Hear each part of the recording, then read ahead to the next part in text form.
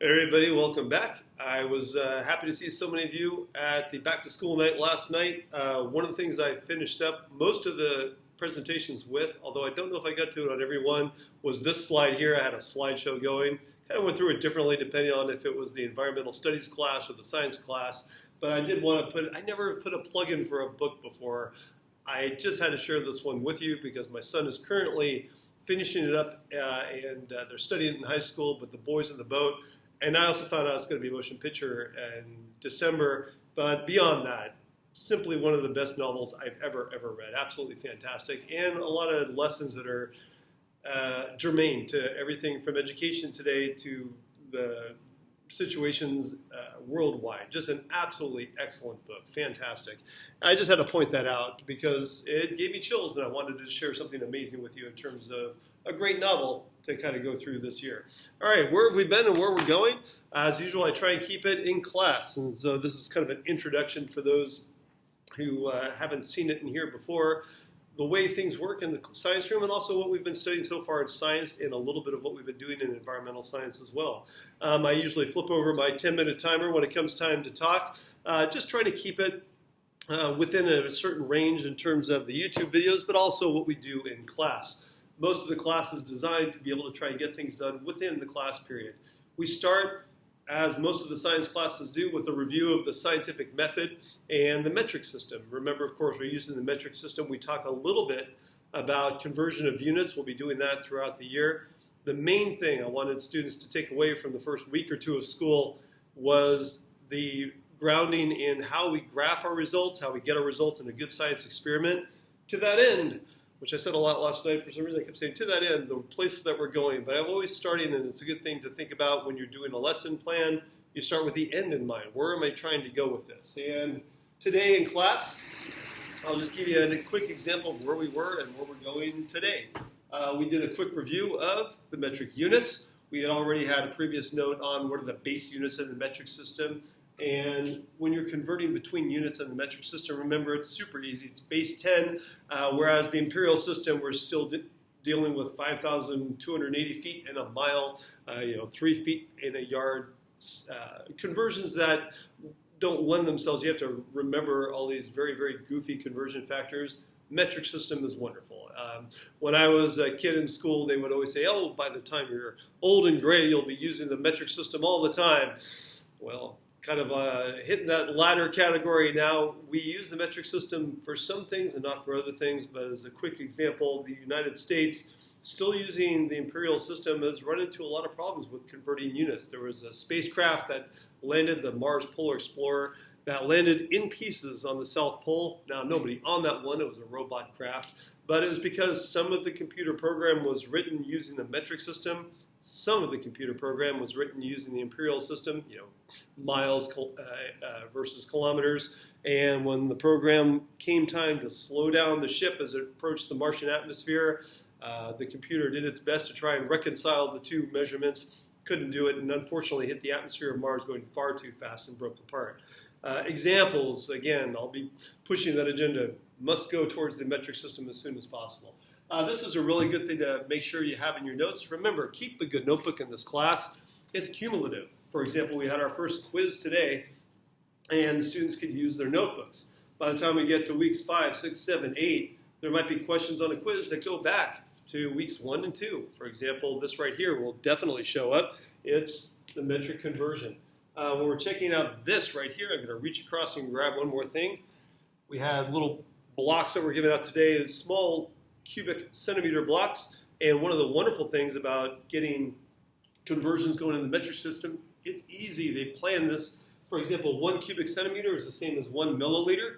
We take advantage of that when we're doing things like, for example, as we'll do in this class, getting the volume of an irregularly shaped object. For example, this rock sample that was collected down in Carpinteria this summer. If you were to try and measure this length, width, and height, it's got a bunch of holes in it. We're going to talk about what made those holes in biology class, but more to the point, how do you measure the volume of something like this where we're going to submerge it in water, see how much the water goes up or displaces.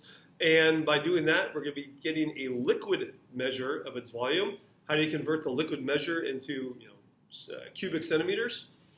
They make it easy. One centimeter cubed is the same as 1 milliliter.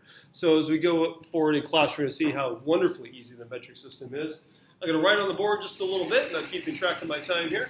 But one of the big questions we wanted to ask at the very beginning of the year, we're also going to be giving the students a feel for scientific notation, dealing with very, very large and very, very small values.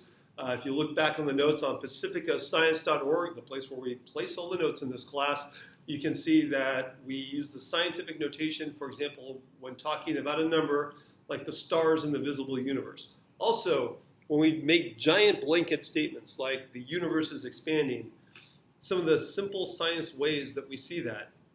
When I say simple science ways, simple science tools that we use, the example I gave in class was Edwin Hubble when he started to plot.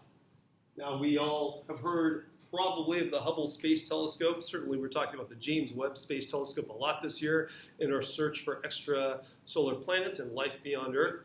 But when Hubble started to plot on a graph the distance to a galaxy versus the speed with which that galaxy is rushing away from us, in general, he found that most of the dots, the data points that he was getting, were lying in fairly straight line.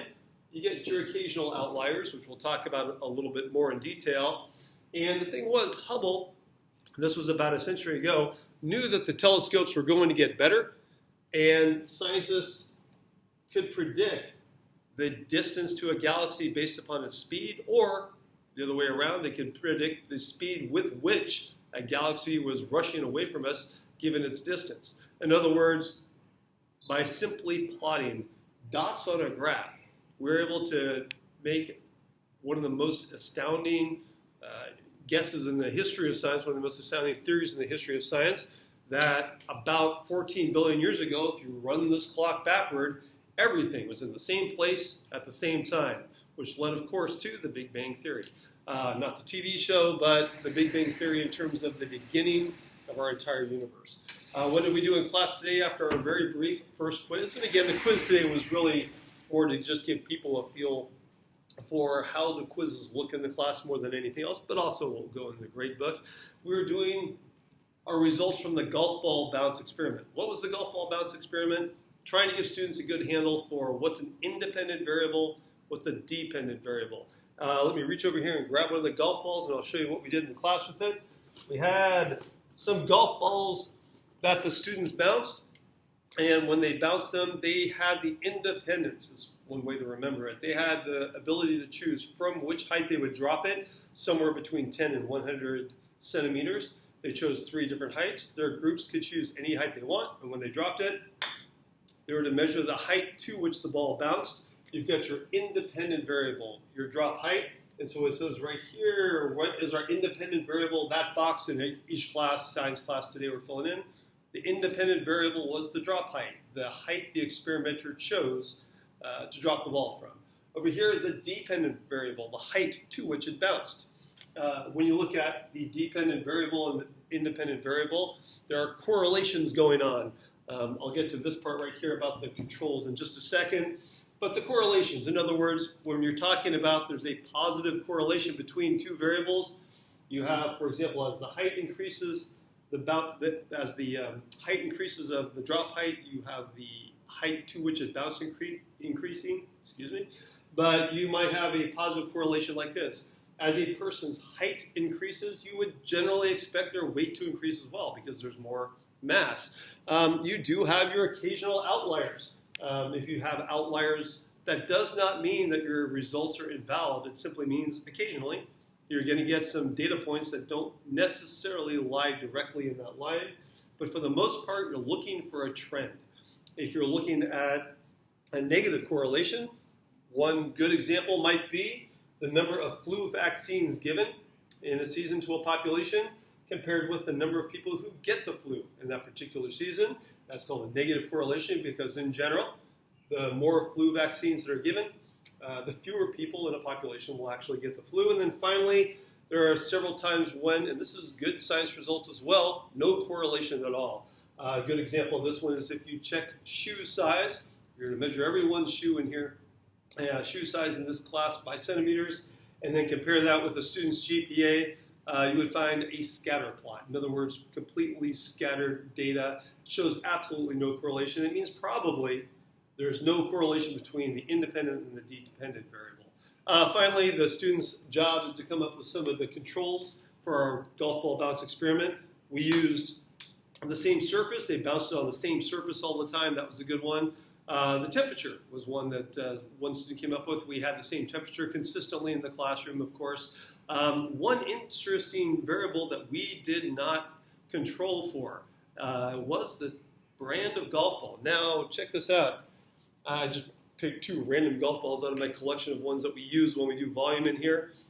We had a couple of quick, tests just for fun here at the front of the room, and it turns out when we dropped 2 different brands of golf balls, they tended to bounce at different heights. I had a top flight and one called a noodle, and we dropped them, and consistently the noodle bounced a little bit higher. Now, golf balls have a standard diameter, they have a standard mass or weight, but it was interesting that that was one variable we did not control because we were trying to challenge the students to think, okay, what are all the things we're trying to keep the same? That is a great example of how there might be some variable that you didn't take into account that will change the results of your experiment. Next week, we're going to do a little bit more with scientific notation. Do look for the notes online, always at pacificascience.org, and have yourself a great weekend. Take care. Bye-bye.